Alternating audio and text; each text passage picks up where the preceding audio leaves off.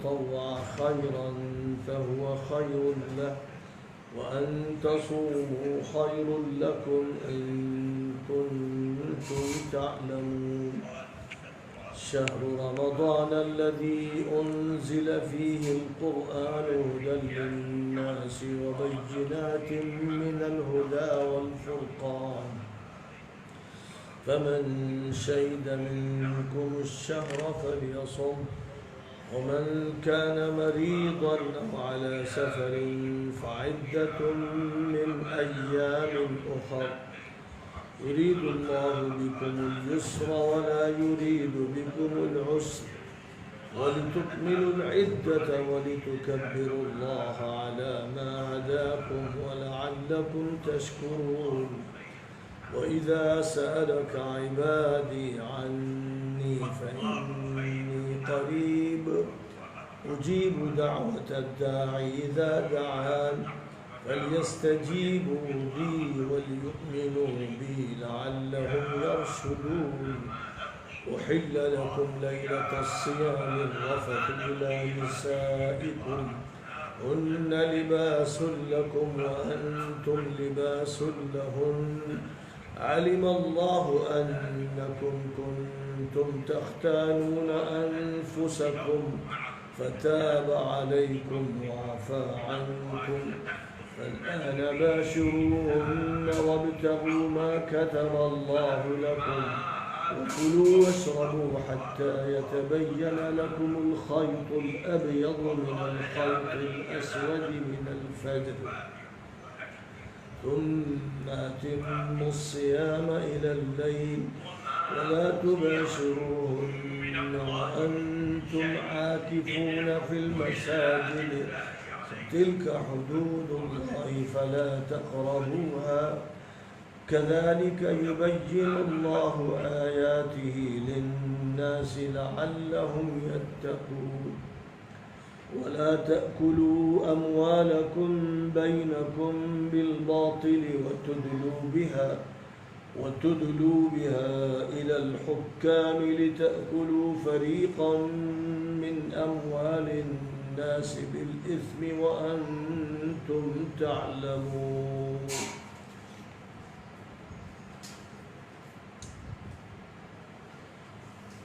روزوں کی فرضیت کا بیان اے ایمان والو تم پر روزے فرض کر دیے گئے جس طرح تم سے پہلے لوگوں پر فرض کیے گئے تھے تاکہ تم متقی و پرہیزگار بنو چند گنے چنے دن ہیں تم میں سے کوئی بیمار ہو یا سفر پر ہو روزہ نہ رکھے تو دوسرے دن شمار کر کے ان کی قضا کر لے اور جن لوگوں کے لیے روزے کا برداشت کرنا مشکل ہو وہ ایک مسکین کا کھانا فدیے میں دیں اور جو بھی اپنی طرف سے خیر میں اضافہ کرے وہ اس کے حق میں زیادہ بہتر ہوگا اور اگر تم حقیقت سے واقف ہو تو روزہ رکھ لینا ہی تمہارے لیے زیادہ بہتر ہے رمضان کا مہینہ ہی ہے جس میں قرآن پاک اتارا گیا جو تمام انسانوں کے لیے ہدایت نامہ ہے اور ہدایت اور حق و باطل اور صحیح اور غلط میں تفریق کے واضح دلائل پر مشتمل ہے تو تم میں سے جو بھی اس مہینے کو پائے اس کو اس کے روزے رکھنے چاہیے اور جو بیمار ہو یا سفر پر ہو روزہ نہ رکھے وہ دوسرے دنوں کی گنتی کر کے چھوٹے ہوئے روزوں کی قضا کر لے اللہ تعالیٰ تمہارے لیے آسانی چاہتا ہے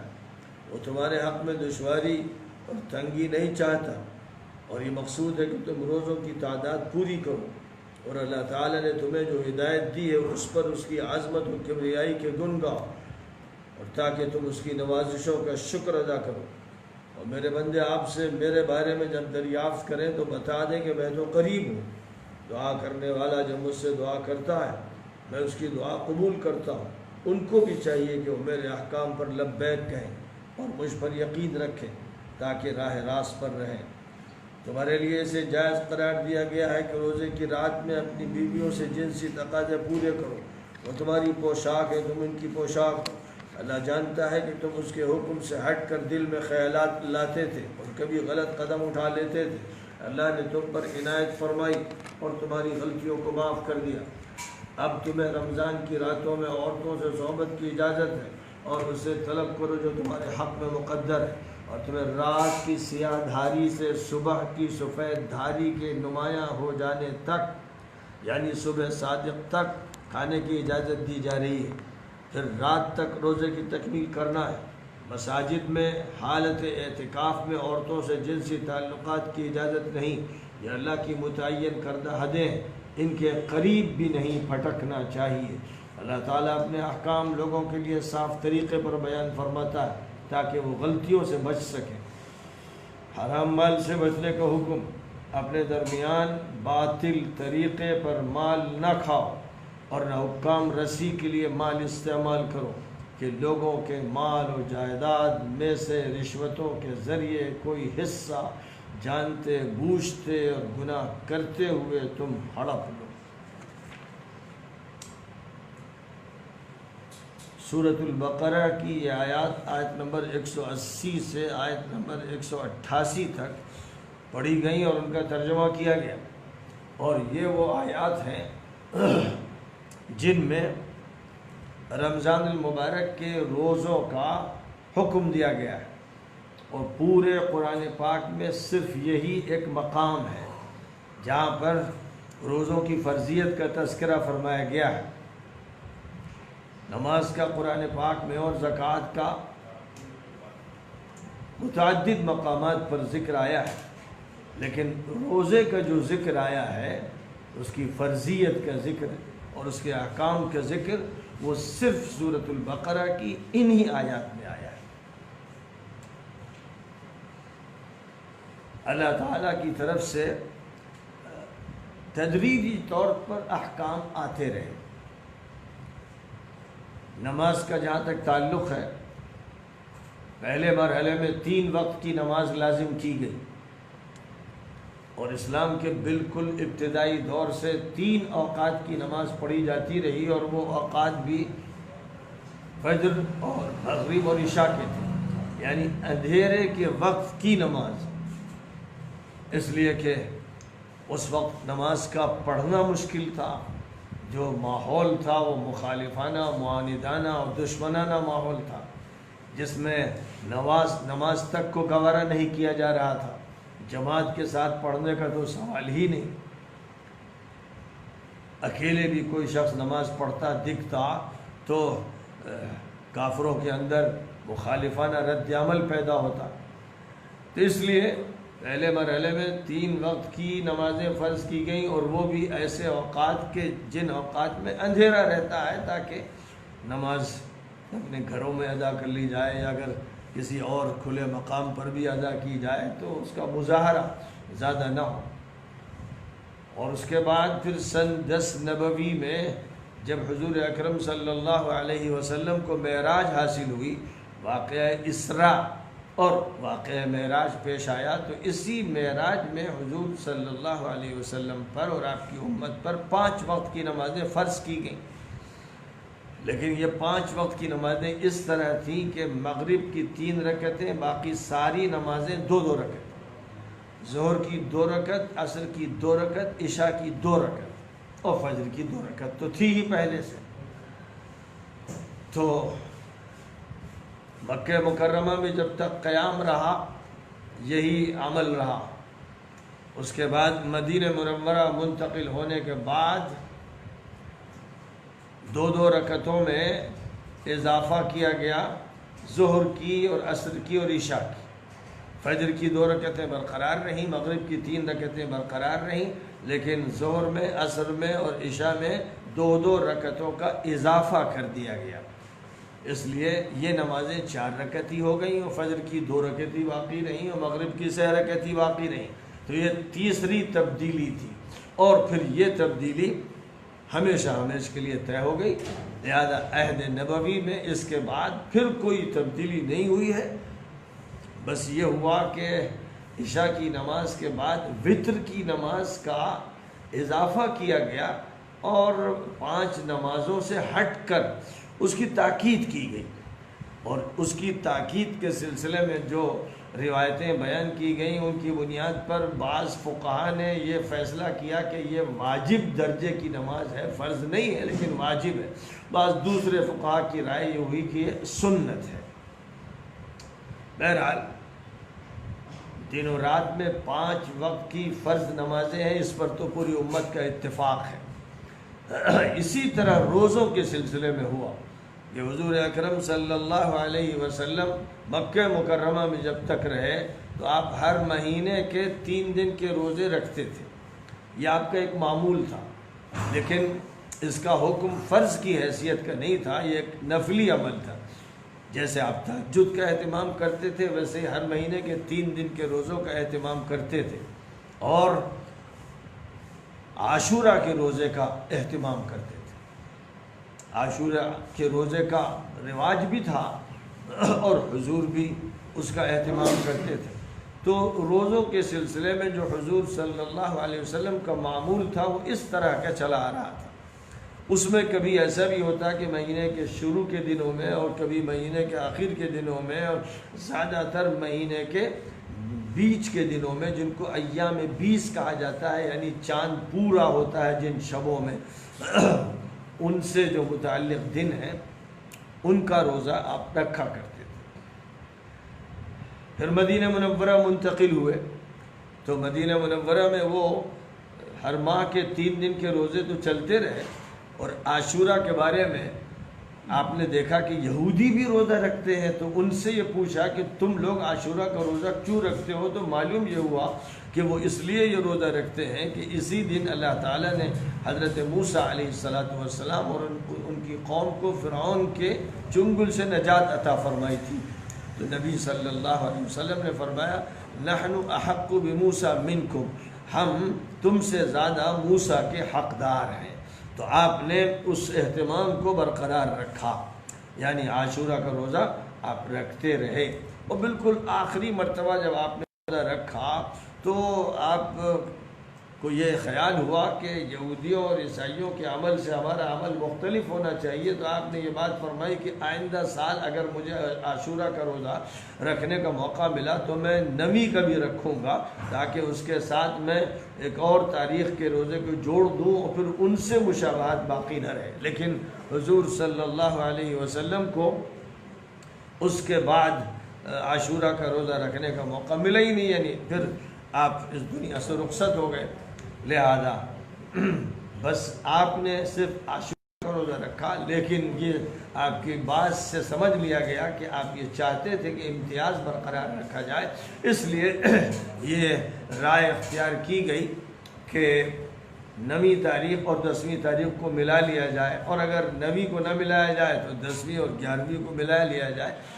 لیکن بعض علماء کرام کا یہ کہنا تھا کہ جس بنیاد پر یہ حکم دیا گیا تھا وہ بنیاد یہ تھی کہ یہودیوں سے امتیاز ہو، اور اب چونکہ یہودیوں کے ہاں عاشورہ کا روزہ ہی نہیں ہے اس لیے امتیاز کی کوئی ضرورت نہیں ہے، تو صرف عاشورہ کا روزہ کافی ہے۔ مدینہ منورہ میں رمضان المبارک کے روزوں کی فرضیت انہی آیات کریمہ کے ذریعے سے سن 2 ہجری میں ہوئی، یعنی حضور صلی اللہ علیہ وسلم مدینہ منورہ ماہ ربیع الاول میں تشریف لائے تھے۔ اب اس ماہ ربیع الاول کے بعد جو پہلا رمضان پڑا، اس رمضان میں حضور نے روزے نہیں رکھے، یعنی آپ کو اس رمضان کے روزوں کے رکھنے کا حکم نہیں فرمایا گیا۔ جو طریقہ تھا کہ ہر مہینے کے 3 روزے رکھتے تھے وہی عمل آپ نے کیا۔ لیکن دوسرے سال، جس سال جنگ بدر ہوئی، اور جنگ بدر بھی رمضان میں ہوئی، اسی سال شعبان میں یہ آیتیں نازل ہوئی اور رمضان المبارک کا روزہ فرض کر دیا گیا۔ ان آیات میں روزوں کی فرضیت کی تمہید یہ فرمائی گئی کہ اللہ تعالیٰ نے سابقہ قوموں اور ملتوں کے افراد پر بھی روزے کو فرض فرمایا تھا۔ روزہ یہودیوں پر بھی فرض تھا، روزہ عیسائیوں پر بھی فرض تھا، اور دنیا میں جن جن قوموں میں پیغمبر آتے رہے اور اللہ تعالیٰ کی کتاب ان کے سامنے آتی رہی، کتاب کا ان کو مخاطب کیا جاتا رہا،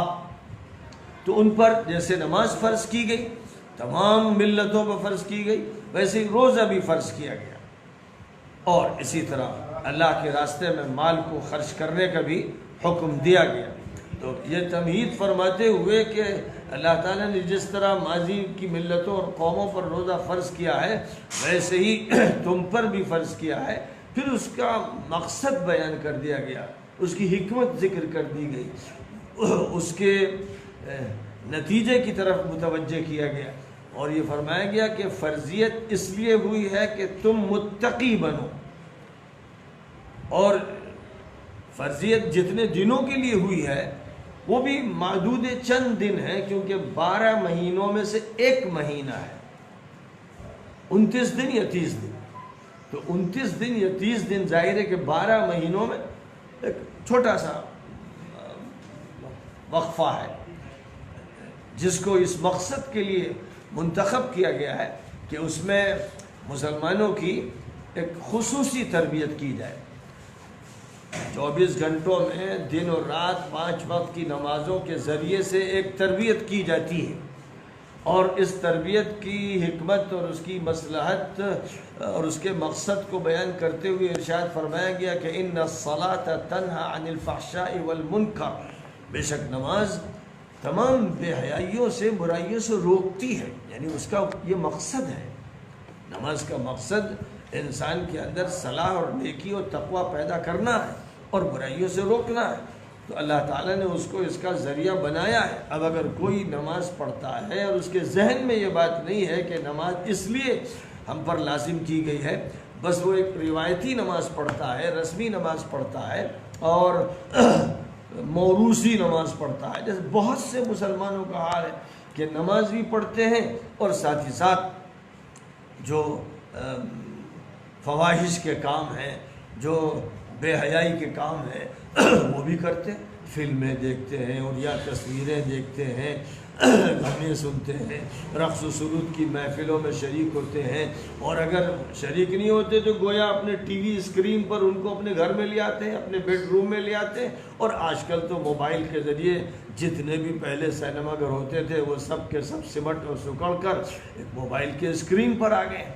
تو لہذا نماز بھی پڑھتے ہیں اور فحش باتیں بھی کرتے ہیں اور زبان کا غلط استعمال بھی کرتے ہیں اور جھوٹ بھی بول دیتے ہیں، اور پھر کتنے ایسے ہیں کہ نماز بھی پڑھتے ہیں اور سود کھاتے ہیں، نماز پڑھتے ہیں رشوت لیتے ہیں، نماز پڑھتے ہیں کسی کا مال غصب کر لیتے ہیں۔ تو ظاہر ہے کہ ان کی یہ نماز قرآنی نماز نہیں ہے، ان کی یہ نماز دینی نماز نہیں ہے، ان کی یہ نماز علاج والی نماز نہیں ہے، یہ رسمی، نمائشی، ظاہری، دکھاوے کی نماز ہے۔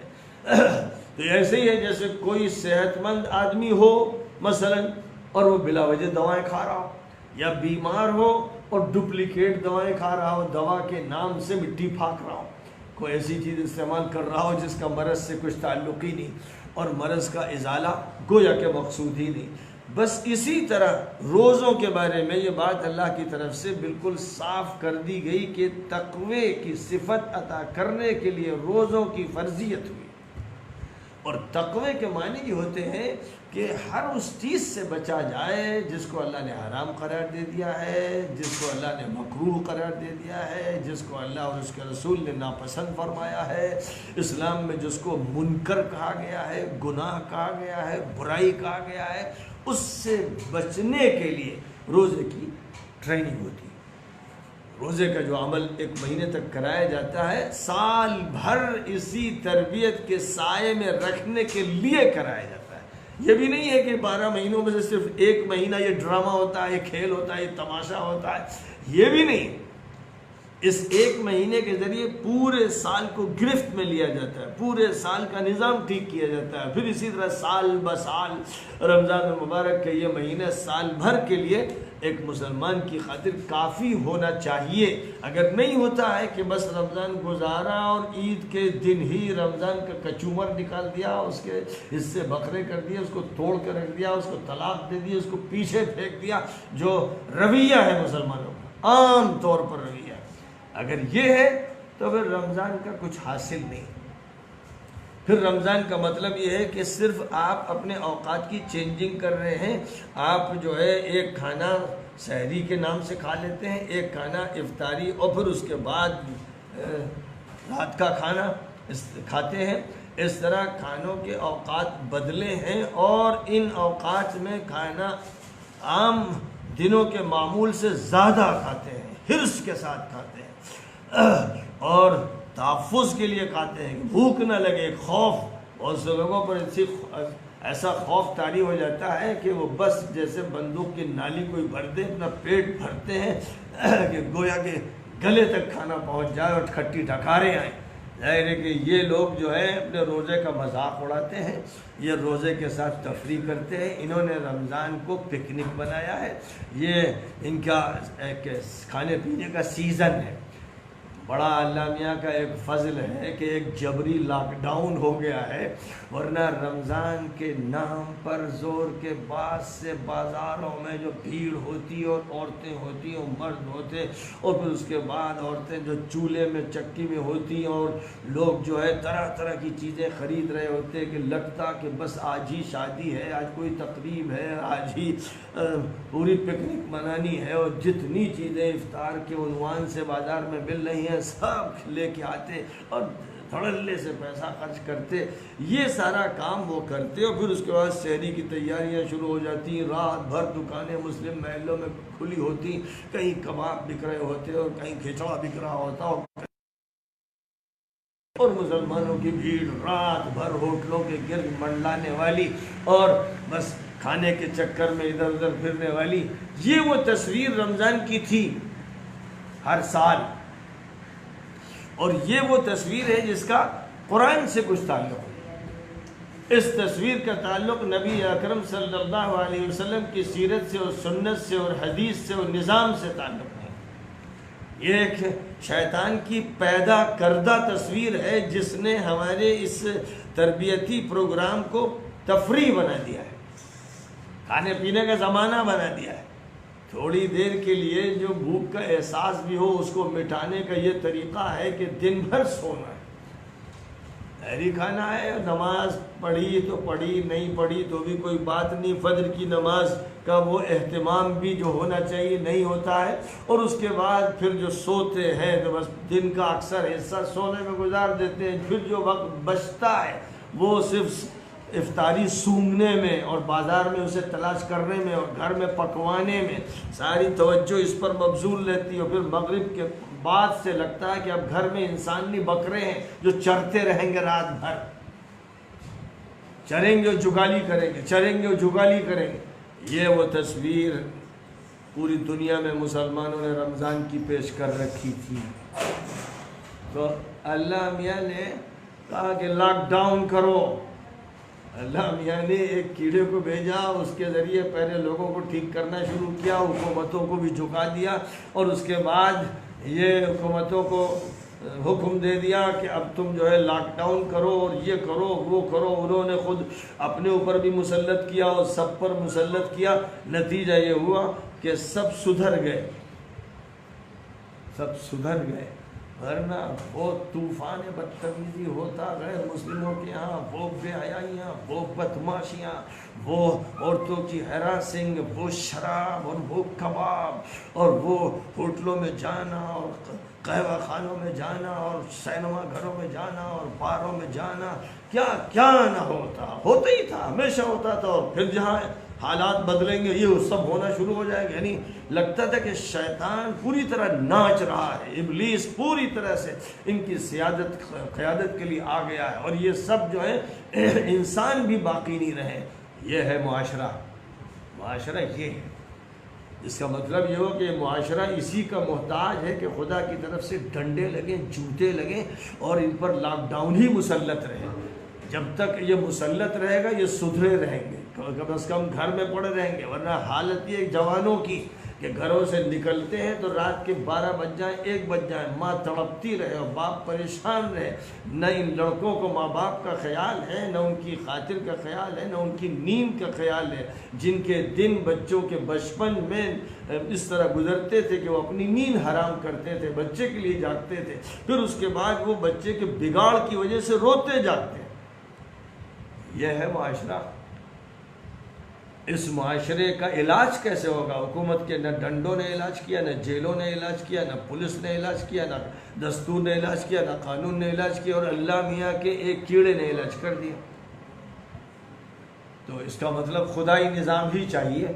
اب خدائی نظام ایک وہ ہے جو مخاطب کرتا ہے، مکلف کرتا ہے، ذمہ داری سونپتا ہے، اس سے بھی سدھرتے نہیں، تو پھر اللہ تعالیٰ کی طرف سے پھر خوف اور دہشت کا وہ ماحول بنایا جاتا ہے کہ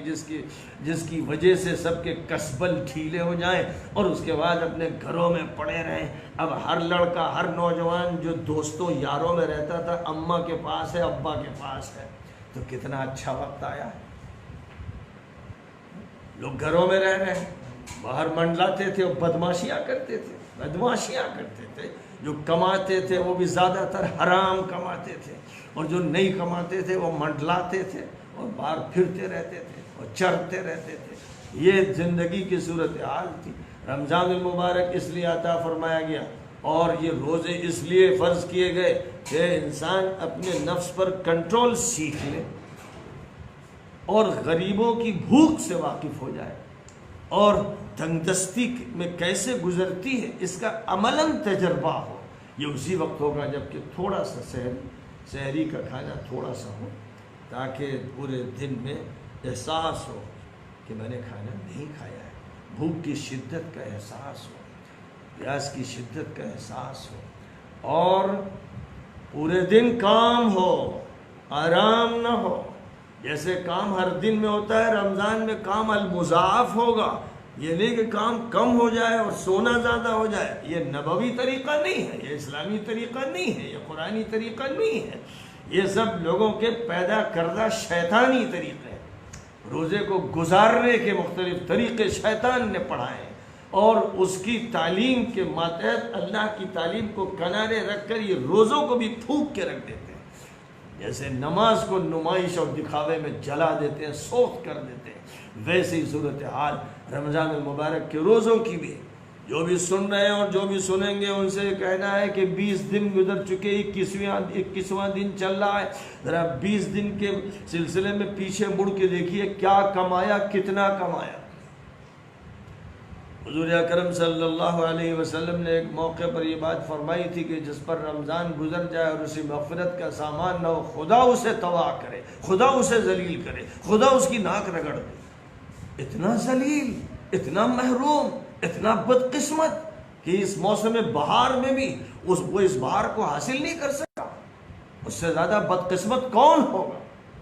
بڑی سخت بات فرمائی گئی ایک حدیث پاک میں، اور یہ بات بھی حضور پاک علیہ السلام نے فرمائی، رب صائم لیس له من صیامه الا الجوع۔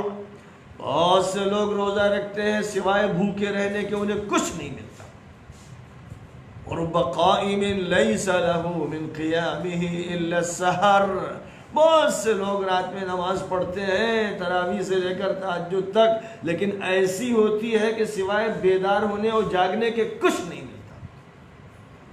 اگر رسمیت ہوگی، اگر نمائش ہوگی، اگر اخلاص نہیں ہوگا، اگر تعلق مع اللہ نہیں ہوگا، نماز سے جو فائدہ اٹھانا ہے ذہن اس کے لیے حاضر نہیں ہوگا، روزے سے جو استفادہ کرنا ہے وہ بات ذہن میں نہیں ہوگی، تو پھر روزے کا مطلب بھوک کی حالت میں رہنا، اور رات میں جگنے کا مطلب صرف بیدار رہنا،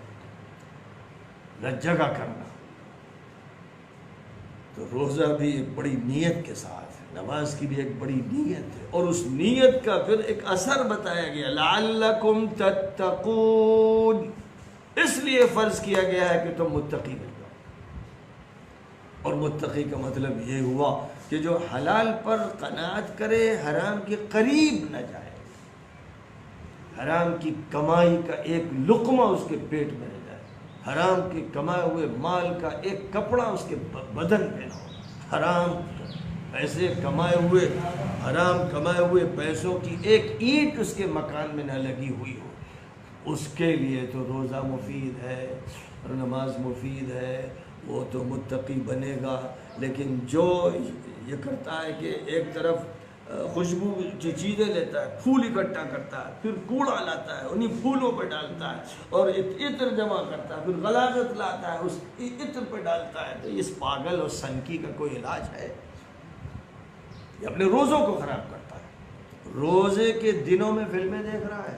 ٹی وی لگا ہوا ہے گھروں پر، کتنے لوگوں کے یہاں لگا ہوا ہے، ہر طرح کے سیریل آ رہے ہیں، ہر فلم آ رہی ہے، ہر عریانیت ہو رہی ہے، ہر گندگی، ہر ناپاکی، ہر شیطنت اس میں آنکھیں لگی ہوئی ہیں، اور یہ آنکھیں ہی ہیں جن کے ذریعے یا نور جاتا ہے یا ظلمت جاتی ہے، دل سیاہ ہوتا ہے یا سفید ہوتا ہے۔ آنکھوں سے قرآن دیکھ رہے ہو، آنکھوں سے کعبہ دیکھ رہے ہو، آنکھوں سے اللہ کی نشانیاں دیکھ رہے ہو، یا آنکھوں سے بدماشیاں دیکھ رہے ہو، جرائم دیکھ رہے ہو اور فضیحتیں دیکھ رہے ہو، کیا کر رہے ہو؟ کانوں سے کیا سن رہے ہو؟ قرآن سن رہے ہو، حضور کی نعت سن رہے ہو، کوئی اچھی بات سن رہے ہو، یا گانے سن رہے ہو، فحش باتیں سن رہے ہو، گالی گلوچ کی چیزیں سن رہے ہو؟ ضیافت کس چیز سے تم نے اپنے جسم کی کر رکھی ہے؟ پھر جب کھانے کا وقت ہے تو حلال کھا رہے ہو یا حرام کھا رہے ہو؟ جس پیسے سے یہ افطار لائے ہو اس پیسے میں ایک پیسہ بھی اگر شامل ہوگا حرام کا تو پورا افطار حرام ہو جائے گا۔ ایک پیسہ بھی اگر شمولیت اختیار کر لے۔ حضرت ابوبکر صدیق رضی اللہ تعالیٰ عنہ کے پاس ان کا ایک غلام کھانے کی چیز لایا، انہوں نے اس کو کھا لیا، یہ سوچ کر کے یہ جانتے ہی ہے میرے مزاج کو، میرے عمل کو، اور خود بھی ایک اچھا آدمی۔ بعد میں اس سے پوچھا یہ کہاں سے لائے؟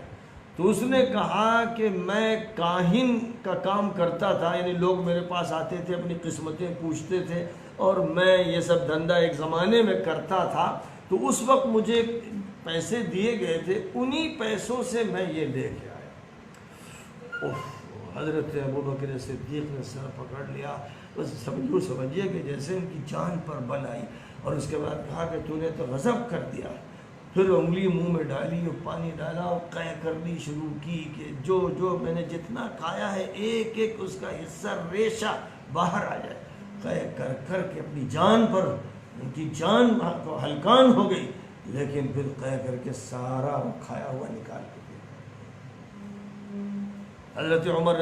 ابن عمر رضی اللہ تعالیٰ عنہ نے حدیث نقل کی ہے کہ اگر کسی کے پاس مال ہے اس میں ایک درہم بھی، ایک روپیہ بھی حرام کا ملا ہوا ہے تو اس حرام سے جو جسم پلے گا وہ دوزخ کا مستحق ہو۔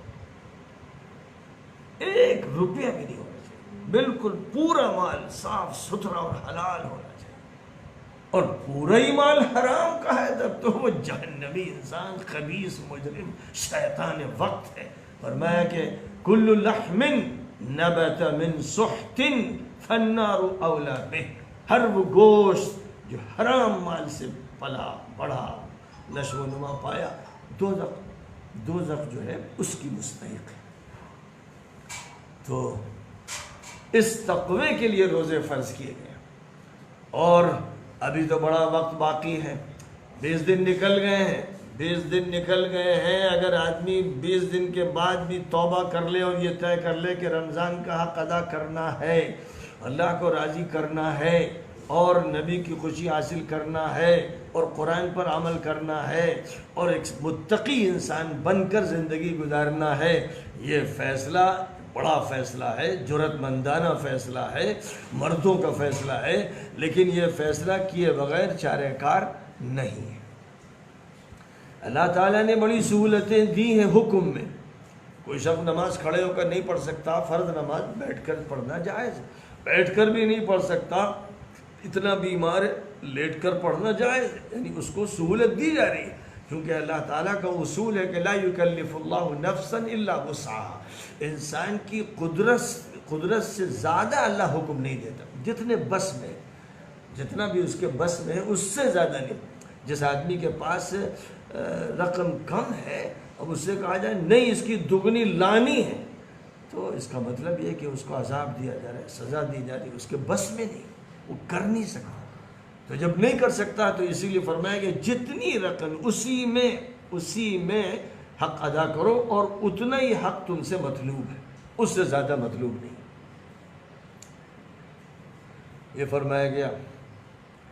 کہ چند گنے چنے دن ہیں، ان کے روزے فرض کیے گئے ہیں، اور اگر تم میں سے کوئی بیمار ہے یا سفر کی حالت میں ہے تو اس کو اجازت ہے کہ وہ روزہ نہ رکھے۔ لیکن اسے قضا کرنی ہوگی۔ تو ظاہر ہے کہ بیماری کی وجہ سے، بیماری سخت بھی ہو سکتی ہے، ایسی بھی ہو سکتی ہے کہ روزہ رکھ ہی نہیں سکتے، تب تو حکم یہ ہے کہ نہ رکھا جائے۔ لیکن اگر ایسی ہے کہ رکھ سکتے ہیں تب بھی اجازت ہے کہ نہ رکھیں، اجازت ہے۔ اور پھر یہ حکم ہے کہ بعد میں قضا کرنی ہوگی جب صحت حاصل ہو جائے۔ اور یہ فرمایا گیا کہ بہتر یہ ہے کہ اگر تمہاری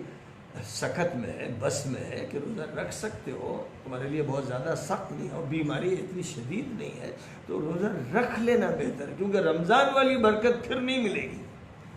اور اجتماعی طور پر ایک عمل ہوتا ہے تو آسان ہو جاتا ہے، اسی لیے جن لوگوں کے ذمہ روزے رہ جاتے ہیں وہ قضا نہیں کر پاتے ہیں، بڑی مشکل ہوتی ہے۔ اس لیے بہتر یہی ہے کہ آدمی جہاں تک ہو سکے رمضان میں روزوں کا اہتمام کرے، سفر کی حالت میں بھی اگر بہت سخت صورتحال نہ ہو تو روزہ رکھ لے۔ اب ایک سفر میں حضور صلی اللہ علیہ وسلم نے، رمضان کا سفر تھا، یہ دیکھا کہ ایک صاحب پڑے ہوئے ہیں بے ہوش، لوگ پانی کا چھڑکاؤ کر رہے ہیں۔ تو حضور نے فرمایا بھائی کیا مصیبت آئی؟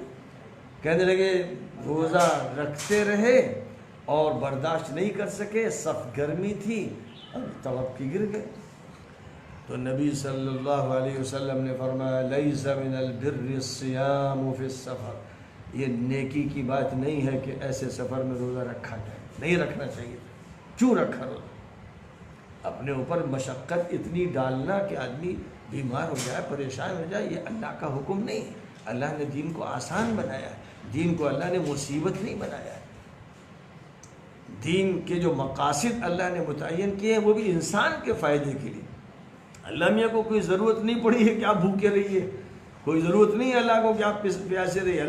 اللہ کو کیا مجبوری تھی کہ کہتا کہ اتنی دیر تک تم بھوکے پیاسے رہو؟ یہ ہماری مصلحت، ہمارا مفاد، ہماری ترقی، ہماری تربیت، ہماری اصلاح ہے۔ اس کے ذریعے ہم نفس پر کنٹرول کرتے ہیں، اس کے ذریعے شیطان سے مقابلے کی ہم میں عادت پیدا ہوتی ہے، اس کے ذریعے سے ہم قرآن کے قریب ہوتے ہیں، اس کے ذریعے سے ہمیں نبی کی اچھی نسبت حاصل ہوتی ہے، اس کے ذریعے سے اللہ تعالیٰ کی عنایتوں کے کا ہم مرکز بنتے ہیں۔ یہ سب کچھ ہمارے فائدے کے لیے کیا گیا۔ نماز فرض کی گئی، روزہ فرض کیا گیا، زکوٰۃ فرض کی گئی، حج فرض کیا گیا، یہ سب صرف اور صرف ہماری مصلحت کے لیے، ہمارے مفاد کے لیے۔ اور ہمارا وہ مفاد صرف نہیں ہوتا ہے کہ جی چاہ رہا ہے کہ یہ کھا لیں تو ہم کھا لیں۔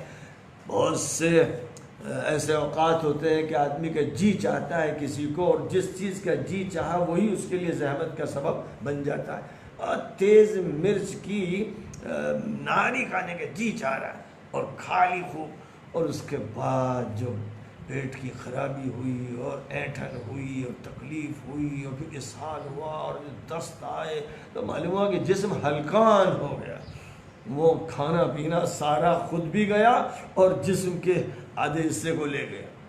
تو معلوم یہ ہوا کہ انسان اپنی اگر خواہش کے پیچھے بھاگے گا تو ہر خواہش موت لائے گی، ہر خواہش مصیبت لائے گی۔ خواہش کا ایک دائرہ ہے، جواز کے دائرے میں وہ اللہ نے دائرے خود متعین کر دیے ہیں، اور وہ اللہ کی طرف سے جو دائرے متعین کیے گئے ہیں حلال و حرام کے، وہ سختیوں کے لیے نہیں ہیں بلکہ وہ انسان کے مفاد کے لیے۔ بالکل ایسے ہی جیسے آج آپ دیکھ رہے ہیں کہ آپ کے مفاد کے لیے سوشل ڈسٹینسنگ کی بات یا لاک ڈاؤن کی بات، ظاہر ہے کہ اس سے کوئی فائدہ ڈاکٹر کا نہیں ہو رہا ہے، نرس کا نہیں ہو رہا ہے۔ جب آپ کی بیماری ہوتی ہو، ڈاکٹر یا نرس علاج کرتے ہیں تو ان کے فائدے کے لیے عمل نہیں ہوتا ہے، آپ کے فائدے کے لیے عمل ہوتا ہے۔ آپریشن ہوتا ہے تو آپ کے فائدے کے لیے ہوتا ہے۔ اسی طرح یہ جو عمل ہو رہا ہے، ظاہر ہے کہ ہر انسان کے مفاد کو پیش نظر رکھ کر کیا گیا ہے۔ اب بہت سے لوگ کیونکہ اپنے مفاد کا خیال نہیں رکھتے، اس لیے پابندیاں کرنی پڑتی ہیں۔ بالکل ایسے ہی جیسے اگر اجازت دے دی جائے کہ جو چاہے تمباکو کھائے اور جو چاہے سگریٹ پیے اور جو چاہے شراب پیے، تو معاشرے میں ایسی تباہیاں مچیں گی اور اتنے لوگ بیمار ہوں گے اور ان کے پھیپھڑے خراب ہوں گے اور طرح طرح کی اعصابیاں بیماریاں پیدا ہوں گی، معاشرہ پورا بالکل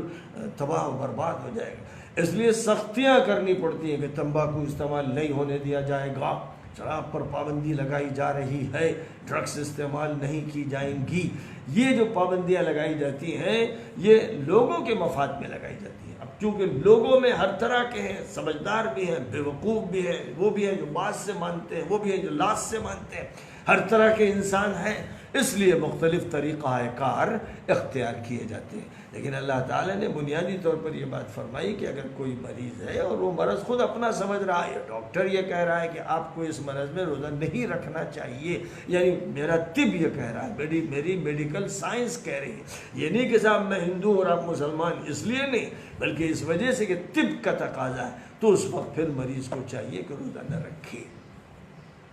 اس کی بات کو مانے۔ یہی حکم شرعی ہے اور قرآن میں اس بات کی وضاحت کر دی گئی ہے۔ اسی طرح سفر کی حالت میں اجازت دی جا رہی ہے، سفر اچھا بھی ہو سکتا ہے، جہاز کا سفر ہو، زیادہ کوئی دقت نہ ہو، ریل کا سفر ہو اور وہ بھی اے سی میں ہو، پھر بھی اجازت ہے، آپ پھر بھی اجازت ہے کہ آپ سفر میں روزہ نہ رکھیں۔ یہ نہیں حکم ہے کہ چونکہ آرام کا سفر ہے تو روزہ رکھنا پڑے گا، سفر ہوتا ہے، ہو سکتا ہے کوئی سی زحمت پیدا ہو جائے، اس لیے اجازت دی گئی۔ پھر اس کے بعد ایک بات یہ ارشاد فرمائی گئی کہ جن لوگوں کے لیے روزے میں بڑی مشقت ہے، ایک بوڑھا انسان ہے، ایک بوڑھی عورت ہے، مشقت رکھ سکتے ہیں لیکن مشقت کے ساتھ، تو اس وقت پہلے حکم یہ آیا کہ ان کو موقع دیا جا رہا ہے کہ وہ روزہ نہ رکھیں اور ایک مسکین کو روزے کے بدل میں کھانا کھلا دیا کریں، ہر روزے کے بدلے میں ایک مسکین کو کھانا کھلا دیا۔ اسی طرح کی بات فرمائی گئی حضرت عبداللہ ابن عباس رضی اللہ تعالیٰ عنہما سے منقول ہے کہ وہ عورت جو حاملہ ہے، جس کے پیٹ میں بچہ ہے اور روزہ اس کے لیے مضر ہو سکتا ہے، اس کو اجازت ہے کہ روزہ نہ رکھے۔ وہ عورت جو بچے کو دودھ پلا رہی ہے اور اس کو بھی غذا کا استعمال کرتے رہنا چاہیے اور روزہ رکھنا اس کے لیے اور بچے کے لیے نقصان دہ ہو سکتا ہے، اس کو بھی اجازت ہے کہ وہ روزہ نہ رکھے۔ اب اس کے بعد بعض علماء کے یہاں یہ ہے کہ بعد میں قضا کر لے، اور بعض علماء کے یہاں اس کی اجازت ہے کہ قضا بھی ان کے ذمے نہیں۔ اسی طرح ایسے بوڑھے اور کہ جن کی صحت اب بحال نہیں ہوگی، یعنی ان میں وہ طاقت نہیں پیدا ہوگی، ہڈیوں میں گودا رہ نہیں گیا، بہت کمزور نحیف سے بوڑھے حضرات ہیں، ان کو اجازت ہے کہ روزہ نہ رکھیں اور فدیہ بھی ان پر لازم نہیں۔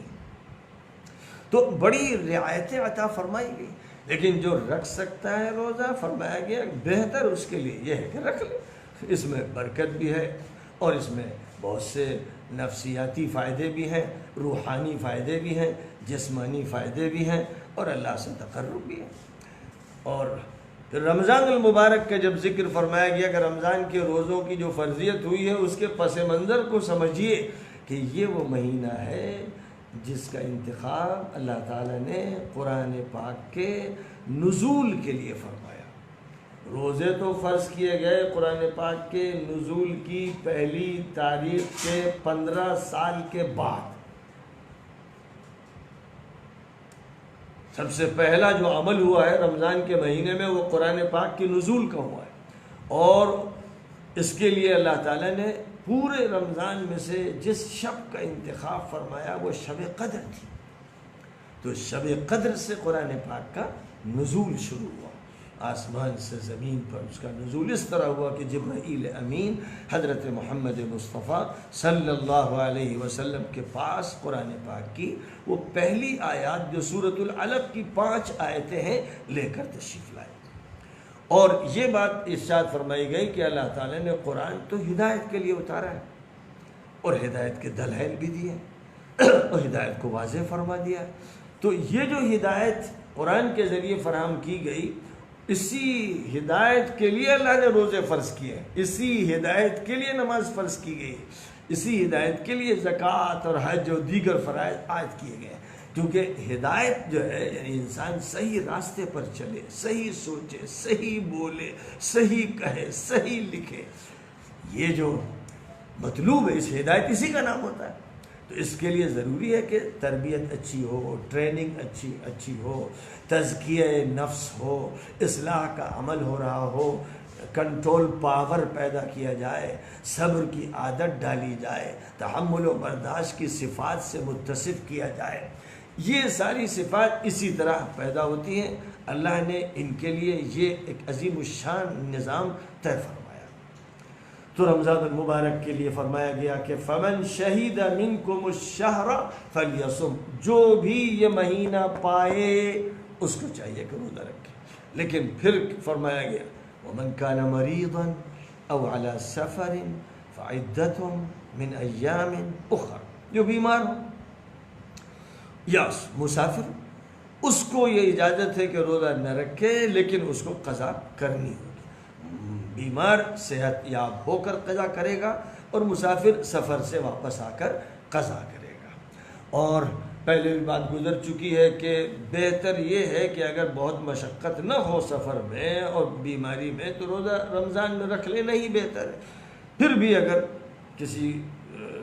کو رخصت سے فائدہ اٹھانا ہے اور روزہ نہیں رکھنا ہے تو اس کو اجازت ہے، اس پر کوئی الزام نہیں لگایا جا سکتا۔ یعنی کوئی یہ کہے کہ آرام سے بیٹھے ہوئے ہو، کہتے ہو بیماری اور روزہ نہیں رکھ رہے ہو، یہ الزام درست نہیں ہے، اور یہ اللہ کی شریعت میں مداخلت۔ جب اللہ نے سہولت دی ہے تو کوئی بولنے والا کون ہوتا ہے؟ مداخلت کا حق کس کو؟ یہ سہولت اللہ کی طرف سے دی گئی، اور اس سہولت کو دیتے ہوئے اللہ نے فرمایا یرید اللہ بکم الیسر ولا یرید بکم العسر، اللہ تمہارے ساتھ آسانی چاہتا ہے، اللہ دشواری نہیں چاہتا، اللہ دین کو مصیبت نہیں بناتا۔ تم لوگ دین کو مصیبت بنا دیتے ہو، دین کو اللہ نے آسان بنایا ہے، فطرت کے مطابق بنایا ہے۔ سچائی اچھی ہے یا جھوٹ؟ امانت اچھی ہے یا خیانت؟ صفائی ستھرائی اچھی ہے یا گندگی؟ اپنی فطرت سے خود پوچھ لیجئے کہ صفائی اچھی ہے یا گندگی اچھی ہے؟ اچھا مشروب بہتر ہے یا شراب بہتر ہے؟ نشہ بہتر ہے یا نشے سے بچنا بہتر ہے؟ تو فطرت یہی کہے گی کہ ہر وہ چیز جو انسان کے جسم کے لیے بہتر ہو، صحت کے لیے بہتر ہو، ذہن کے لیے بہتر ہو، دل کے لیے بہتر ہو، اسے اختیار کرنا چاہیے۔ اور شریعت یہی کہتی، بس شریعت اسی کا نام ہے، انسان کے لیے بہتری کا انتظام کرنا، اور اس کی طرف سے جو انسان کا خالق ہے اس نے کیا۔ اب اتنی باتیں بیان کرنے کے بعد روزے دار کی بڑی فضیلت ہے، خاص طور پر دن بھر بھوکا رہنے کے بعد افطار کے وقت اس کو دو خوشیاں اللہ کی طرف سے دی جاتی ہیں۔ ایک خوشی تو اس کی کہ اتنی دیر تک بھوکا اور پیاسا رہنے کے بعد وہ کھاتا ہے تو ایک جسمانی خوشی ہوتی ہے۔ دوسری خوشی وہ ہوگی، اس وقت ہوگی جب اللہ کی یہاں اس کو جزا ملے گی، نعمتوں سے نوازا جائے گا، اکرام فرمایا جائے گا۔ تو یہ دو خوشیاں ہیں، ایک دنیاوی خوشی ہے، ایک اخروی خوشی ہے۔ تو اللہ تعالیٰ نے فرمایا کہ وہ تو تمہارے لیے آسانی چاہتا ہے، اور یہ چاہتا ہے کہ جو تعداد اللہ نے یعنی مہینہ رکھا ہے 12 مہینوں میں سے ایک مہینہ، 29 کا بھی ہو سکتا ہے 30 کا، اسے پورا کرو۔ کیونکہ یہ کورس جو ہے، جیسے 1 سال کا کورس ہوتا ہے، 2 سال کا کورس ہوتا ہے، BA کا کورس ہوا، MA کا کورس ہوا، ہائی اسکول کا کورس ہوا، وغیرہ وغیرہ کورسز ہیں، یہ انسانوں کے بنائے ہوئے ہیں، یہ اللہ کا کورس بنایا ہوا ہے، تو کورس پورا کرنا پڑتا ہے۔ کوئی 1 مہینے 2 مہینے کی پڑھائی چھوڑ کے کہے کہ بھائی میرا کورس مان لیا جائے اور امتحان لے لیا جائے تو وہ خلاف قانون مانا جاتا ہے اور اجازت نہیں دی جاتی۔ تو جبکہ وہ انسان کا ناقص قانون، یہ اللہ کا کامل قانون، تو اللہ فرماتا ہے کہ جو ہم نے مدت متعین کر دی ہے، دنوں کی تعداد متعین کر دی ہے، اسے پورا کرنا ہے، اور اللہ نے جو ہدایت دی ہے اس پر اس کا شکر ادا کرنا ہے، اس کی عظمت بیان کرنا ہے۔ اسی لیے جب رمضان گزرتا ہے تو عید کا دن آتا ہے، اللہ اکبر کبیرہ کے الفاظ کے ساتھ اس دن کی خوشی منائی جاتی ہے، آغاز کیا جاتا ہے خدا کی تکبیر سے، اور وہ سب سے اہم علامت ہے عید کے دن کی، کیونکہ رمضان کا یہ شکرانہ ہے جو اس وقت ادا کیا جاتا ہے۔ دعاؤں کے سلسلے میں یہ فرمایا گیا کہ بندے کی جو دعائیں ہیں بہت سے خاص مواقع ہیں جن میں قبول ہوتی ہیں، انہی میں سے وقت افطار کی دعا، اور انہی میں سے تہجد کے وقت کی دعا، اور عصر کے بعد کے وقت کی دعا۔ بہت سے ایسے اوقات ہیں جو مبارک اوقات ہیں، خدا کی خصوصی توجہ اور عنایت کے اوقات ہیں۔ اب رمضان تو پورے ہی کا پورا موسم بہار ہے، اور رمضان کا تو دن بھی سبحان اللہ اور رات بھی الحمدللہ، دن بھی مبارک اور رات بھی مبارک۔ تو ایسے موقع پر یہ فرمایا گیا کہ میرے بندے اگر میرے بارے میں پوچھیں کہ میں دور ہوں یا قریب، تو ان بندوں سے بتا دیجئے کہ میں اتنا قریب ہوں کہ ان کی شہرک سے زیادہ میرا قرب ہے، یعنی میرا علم، اور میری معلومات ایسی ہے کہ انسان کے دل کے بھیدوں کو بھی جانتی ہے، اس لیے مجھے دور مت سمجھو، یوں سمجھو کہ میں تمہارے بھید سن رہا ہوں۔ تم دھیرے دھیرے دعا کرو تب تو میں سنتا ہی ہوں، جن چیزوں کو زبان پہ نہیں لاتے، دماغ میں سوچتے ہو، ان کو بھی سمجھتا ہوں، اس لیے مجھ سے دعا مانگو، میں تمہاری دعا قبول کروں گا، اور میں تم سے جو کہتا ہوں اس پر عمل کرو، اس میں تم کوتاہی نہ کرو، اور تمہاری دعا قبول کرنے میں میری طرف سے پھر دیر انشاءاللہ نہیں لگائی جائے گی۔ ساتھ ہی ساتھ یہ بتا دیا گیا کہ رمضان میں فجر کے وقت سے لے کر جو غروب شمس کا وقت ہوتا ہے، یہ وقت ہے جو روزے کے لیے طے کیا گیا۔ کھانا پینا اور زن و شوق کے تعلقات جو ہوتے ہیں وہ ممنوع قرار دے دیے جاتے ہیں، یعنی حلال ممنوع ہو جاتا ہے، حلال کھانا بند، حلال پانی بند، میاں بیوی کے حلال تعلقات بند، اتنے وقت۔ اور یہ جو کیا جا رہا ہے کہ حلال سے روکا جا رہا ہے، حلال سے ہٹایا جا رہا ہے، اس لیے کہ جب آپ حلال پر بھی قابو پا لیں گے، اس سے بھی بچنے کی عادت ڈال لیں گے، تو حرام سے تو بدرجہ اولا بچیں گے، کیونکہ حرام سے تو ہر وقت بچنا ہے، ہر سال کے ہر دن بچنا ہے، ہر ساعت بچنا ہے، ہر لمحہ بچنا ہے۔ یہ تو ہے نہیں کہ بھئی حرام کی اجازت دے دی جاتی ہے، حرام تو ہر حال میں ممنوع ہے، لیکن رمضان کے دنوں میں حلال پر بھی پابندی لگا دی جاتی ہے۔ تھوڑے جو چیزیں مستقل معمول کے مطابق استعمال کرتا ہے، بے تکلف استعمال کرتا ہے، ان کو بھی چھوڑ کر اپنے نفس پر قابو حاصل کرے، کنٹرول پیدا کرے۔ جس طرح پولیس والوں کو تربیت دی جاتی ہے، مشقتیں کروائی جاتی ہیں، آفیسر لات بھی مارتے ہیں اور ڈنڈا بھی لگاتے ہیں، بڑی سختیوں سے گزارتے ہیں، کیونکہ پھر ان سے کام لینا پڑتا ہے لا اینڈ آرڈر کا، پھر ان سے کام لینا پڑتا ہے سیکورٹی کا، تو بڑی زبردست تربیت ہوتی ہے۔ اسی لیے کبھی ایسا ہوتا ہے کہ لوگ جو ہے غصے میں ان پر ڈنڈے چلاتے ہیں یا پتھر مارتے ہیں، تو اب تحفظ کے سارے انتظامات کی انہیں ٹریننگ دی جاتی ہے۔ اسی طرح آگے بڑھ کر فوجیوں کا معاملہ ہے، ان سے تو بڑی مشقتیں کروائی جاتی ہیں، ان کے جسم کو مشین بنایا جاتا ہے، ان کو جمپ لگوائی جاتی ہے، دوڑ کروائی جاتی ہے، ورزشیں کروائی جاتی ہیں، اور ایسے ایسے کام کروائے جاتے ہیں کہ دیکھنے والا دیکھے تو دہل جائے، لیکن وہ ان سے کروائے جاتے ہیں کہ جب وہ فوج میں ہوں گے تو دشمن کے مقابلے کے لیے کہاں بھیجا جائے گا، کس بارڈر پر، کس پہاڑی علاقے میں، کس وادی میں، کس خندق میں، کس جگہ، کچھ بھی ہو سکتا ہے، اس لیے ان کو ہر حال کے لیے تیار رہنا پڑتا ہے۔ اور وہ اس طرح ٹرین کیے جاتے ہیں کہ وہ مزدور بھی بن جائیں، وہ مستری بھی بن جائیں، وہ کاریگر بھی بن جائیں، وہ انجینئر بھی بن جائیں، جیسی ضرورت پڑے گی جب وہ میدان میں ہوں گے یا کسی علاقے میں ہوں گے یا بارڈر پہ ہوں گے اور دشمن وار کرے گا۔ اس زمانے میں تو جو وار تھے وہ تیر سے ہوتے تھے یا نیزے چلائے جاتے تھے، قریب آ کر تلوار کا استعمال ہوتا تھا۔ آج کے دور میں تو بندوق سے بات شروع ہوتی ہے، توپ تک پہنچتی ہے، پھر راکٹ تک پہنچتی ہے، اور میزائل تک پہنچتی ہے، اور آخری ہتھیار اتنا بھیانک ہے شہروں کو تباہ کر دیتا ہے، وہ نیوکلیائی بم ہے۔ تو اسٹریٹجی بھی بدلی ہے، لیکن پھر بھی جو فوجی کی ٹریننگ ہے وہ اپنی جگہ قائم ہے، وہ سخت سے سخت حالات سے گزروا کر مکمل ہوتی ہے۔ تو بس یہاں روزے دار سے بتایا گیا کہ تم سے دن بھر چیزیں چھٹوائی گئی ہیں، رات میں اجازت دی گئی، لیکن رات میں اجازت کا مطلب کہ حلال کے دائرے میں۔ اب رات میں یہ نہیں کہ حرام کاری شروع کر دی جائے، حرام چیز کھائی جا رہی ہے، حرام چیز پی جا رہی ہے، روزہ رکھا اور پھر شراب پی رہے ہیں، روزہ رکھا اور حرام کھانا کھا رہے ہیں، روزہ رکھا اور حرام کاری کر رہے ہیں۔ اور حرام کاری ایک تو وہ ہے جو بدکاری کی آخری شکل ہے، اور ایک یہ ہے کہ سینما دیکھ رہے ہیں ہارٹ سے، اس میں دیکھ رہے ہیں، عورتوں کو دیکھ رہے ہیں، ان کے ناچ گانے کو دیکھ رہے ہیں، ان کی بدماشیوں کو دیکھ رہے ہیں، ان کی رسوائیوں کو دیکھ رہے ہیں، اس میں لگے ہوئے اور گانا سنتے جا رہے ہیں، کان میں گانا لگا ہوا اور آپ کے سامنے یہ منظر ہے۔ تو نے روزہ رکھا تھا، وہ منحوس تو روزے دار ہے، خبیث الدہر، تیرا روزہ گیا کہاں؟ عطر کی شیشی جو ہدیے میں ملی تھی اس کو سنڈاس میں ڈال کے آ گیا، خبیث بدعقل۔ یہ حالت ہوتی ہے، لوگ یہ کرتے ہیں۔ اور یہاں تو ٹھیک ہے بھائی، جہاں ایک انسان ایسی جگہ ہے کہ اس کے ہاتھ میں کچھ نہیں تو بات الگ۔ عرب ملک اور مسلمان ملک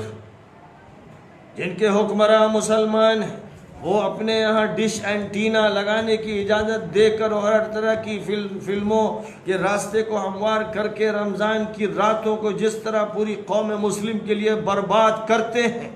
وہ ایک درجے کے مجرم نہیں ہیں، وہ لاکھوں جرائم کے ذمہ دار ہیں۔ ہر مسلمان جو جرم کر رہا ہے وہ اس جرم کے ذمہ دار ہے، اور ان کی پکڑ اتنی سخت ہے کہ بس ان سے زیادہ اگر ہوگی تو شاید فرعون اور حامان اور قارون کی ہوگی۔ تو جن لوگوں نے یہ راستہ اختیار کیا ہے کہ لوگوں کی نماز اور لوگوں کے روزوں اور لوگوں کی دینداریوں کو چتھڑے سے اڑا دیتے ہیں، اس لیے کہ وہ ٹی وی کے اسکرین پر ہر گندی اور ناپاک فلم دیتے ہیں، اس کی اجازت ہے۔ اسی طرح خفیہ طور پر شراب کی اجازت ہے، ڈرگس کی اجازت ہے، اور کیا کیا ہے جو کچھ آنکھیں دیکھ رہی، جو نہیں دیکھ رہی وہ تو بہت ہے۔ آدمی جیسے ہی دبئی کے ایئرپورٹ پر اتر کر شہر میں نکلتا ہے تو اس کی آنکھیں دیکھتی ہیں کہ بے حیائی کا علاقہ ہے، یہ عریانیت کا علاقہ ہے، شریعت کو توڑنے والا علاقہ ہے، خدا کے احکام کا مذاق اڑانے والا علاقہ ہے۔ یہ بات پہلے تو ان ملکوں میں تھی، اب یہ وہاں بھی ہو گئی جو حرمین کا ملک کہلاتا ہے۔ اس لیے ان کو تو صاف طور پر معلوم ہو جانا چاہیے، اور لوگوں کو بھی معلوم ہو جانا چاہیے کہ جو لپ جھپ کرتے ہیں، ادھر ادھر کی باتیں چھانٹتے ہیں اور تعویلیں کرتے ہیں، مردود و منحوس قسم کے لوگ جو ان کے حق میں تعویلیں کرتے ہیں، جب خدا کا سامنا ہوگا تو انہی کے ساتھ ان کو گھسیٹ کر پھینکا جائے گا، اور اللہ کہے گا فرشتوں سے کہ زمرہ گروہ در گروہ ٹھکیلو ان کو جہنم میں۔ یہ ہیں جنہوں نے ہماری امت کے روزے خراب کیے، یہ وہ ہیں جنہوں نے ہماری امت کے نمازوں کو خراب کیا، یہ بے حیائی کے مجرم، یہ گندگی اور ناپاکیوں کے مجرم ہیں۔ بڑی سخت سزا ہے، بڑی سخت سزا ہے، بلکہ اللہ نے فرمایا ان الذین یحبون ان تشیع الفاحشۃ فی الذین آمنوا لهم عذاب علیم فی الدنیا والآخرہ۔ جو لوگ بھی فحاشی پھیلاتے ہیں ان کو اللہ دنیا میں بھی دردناک سزا دے گا اور آخرت میں بھی، پہلے دنیا ہی میں دے گا پھر آخرت میں دے گا۔ تو فحاشی پھیلانا، اس کا انتظام کرنا، اس کے لیے لائسنس دینا اور اس کے لیے اجازت فراہم کرنا، جو اس وقت کا ایک بدترین مجرم محمد بن سلمان کر رہا ہے حرمین شریفین کے ملک میں، اور اسی کے چٹے بٹے جہاں جہاں بھی کر رہے ہیں، یہ تاریخ انسانی کے سب سے بڑے مجرم ہیں جنہوں نے امت مسلمہ پر ظلم بھی کیے ہیں اور امت مسلمہ کو بے حیائی کی خندقوں میں، دلدلوں میں جھونک کے رکھ دیا۔ اللہ تعالیٰ کے یہاں سے یہ فرمایا جا رہا ہے کہ جس چیز کو ممنوع کیا گیا تھا، یعنی حلال پر پابندی لگائی گئی تھی رمضان کی راتوں میں، اس حلال کی اجازت ہے۔ وہ حلال کھانے اور پینے کا بھی ہے اور وہ زن و شو کے تعلقات کا بھی ہے، اس کو حلال کیا گیا ہے۔ دن میں روزہ جو رکھنے کا حکم ہے، فرمایا گیا رات کا جب آغاز ہو، یعنی سورج کی ٹکیا ڈوبے، دن ختم، اسی وقت سے رات شروع ہو جاتی ہے۔ یہ رات انگریزوں کی اور یہ بدقسمتوں کی رات نہیں ہے جو 12 بجے سے شروع ہوتی ہے، یہ وہ رات ہے جو سورج کے ڈوبنے سے اندھیرا ہوا تو رات ہوئی۔ یہ فطرت بھی کہتی ہے، یہی دین کہتا ہے، یہی اسلام کہتا ہے۔ تو فرمایا کہ روزہ اس وقت تک پورا کیا جاتا ہے، اور اس کے بعد رات میں کچھ، اور گھر میں جن تعلقات زن و شو کی اجازت ہے، اگر کوئی مسجد میں معتکف ہوگا تو ظاہر ہے کہ اس کی اجازت پھر وہاں اس کی بھی اجازت نہیں ہوگی، وہاں صرف کھانے اور پینے کی وہ اجازت ہوگی جو عام دنوں میں بھی ہے، اور اعتکاف کی حالت میں زن و شو کے مرد و میاں اور بیوی کے تعلقات کی اجازت نہیں ہے۔ اس کے بعد اختتام کرتے ہوئے یہ بات ارشاد فرمائی گئی کہ یہ سب روزہ اور سحری اور افطار اور یہ سارے اعمال ایک طرف، یاد رکھنا لا تاکلوا اموالکم بینکم بالباطل، مال اپنے باطل طریقے پر مت کھانا۔ اگر باطل مال کھاؤ گے، حرام پیسہ پیٹ میں جائے گا تو نہ دعا قبول ہوگی، نہ روزہ، نہ نماز۔ اس لیے اس سے بچتے رہنا، یہ نہ سمجھنا کہ عبادت الگ ہے اور یہ حرام کمائی الگ ہے۔ اللہ کے ایک ہی نگاہ سے سب کچھ دیکھا جاتا ہے، اس لیے باطل کمائی مت لینا اور باطل طریقے پر مال مت حاصل کرنا، اور باطل طریقے پر اس کا خرچ یوں مت کرنا کہ غلط کام کے لیے رشوت دو۔ ایک مسئلہ سمجھ لینا چاہیے کہ اگر آپ کا کوئی حق ہے اور وہ حق دیا نہیں جا رہا ہے اور آفیسران رشوت مانگ رہے ہیں جو مجرم اور بدماش ہیں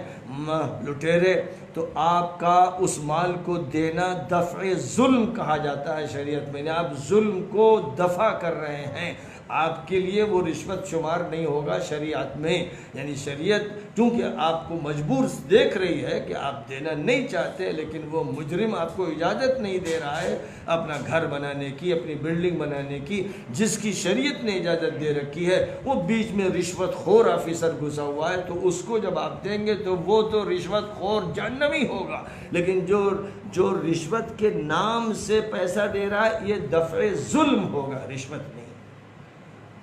اس کا مسئلہ حدیثوں میں واضح کر دیا گیا ہے، اور تمام فقہاء کرام اس پر متفق ہیں کہ اگر کسی کو اس طرح مجبور کیا جاتا ہے کچھ دینے پر جس کو وہ رشوت شمار کرتے ہیں، حالانکہ فی الحقیقت وہ رشوت نہیں ہے، اس کے لیے جو دے رہا ہے اور جو لے رہا ہے اس کے لیے وہ رشوت۔ اب اگر جو چیز آپ کے لیے جائز نہیں اس کے لیے رشوت دے رہے، لائن میں لگے ہوئے ہیں، ایک ترتیب سے آپ کا نمبر 10واں ہے اور کاؤنٹر پہ آپ کو ٹکٹ لینا ہے، تو آنکھ ماری آپ نے اور اس نے کہا پیچھے سے آ جائیے، تو آپ پیچھے سے چلے گئے اور اس کو کچھ پیسے پکڑائے۔ اب جو ایک نمبر کا شخص تھا اس کا حق آپ کو اس نے دے دیا، وہ رشوت خور ہوا اور آپ رشوت دینے والے ہوئے، دونوں جہنمی، دونوں گنہگار، دونوں مجرم ہوئے، کیونکہ یہاں آپ نے دوسرے کا حق مارا ہے۔ لیکن اگر ایسی صورتحال ہے کہ آپ کا حق ہے اور وہ ٹال رہا ہے اور آپ کو دے نہیں رہا ہے اور مزید کچھ پیسے چاہتا ہے، آپ صحیح جگہ پر ہیں، کسی کا حق مار نہیں رہے ہیں، کاؤنٹر پر آپ کا نمبر پہلے اور وہ پیسے لے کر ہی ٹکٹ دے رہا ہے جو زائد لے رہا ہے، تو یہ وہ اس کے لیے رشوت ہے، آپ کے لیے رشوت نہیں۔ تو بہرحال مسئلے کو اس طرح سمجھ لینے کی ضرورت ہے، اور اس پر روزے کے بیان کا اختتام فرمایا گیا۔ وآخر دعوانا ان الحمد للہ رب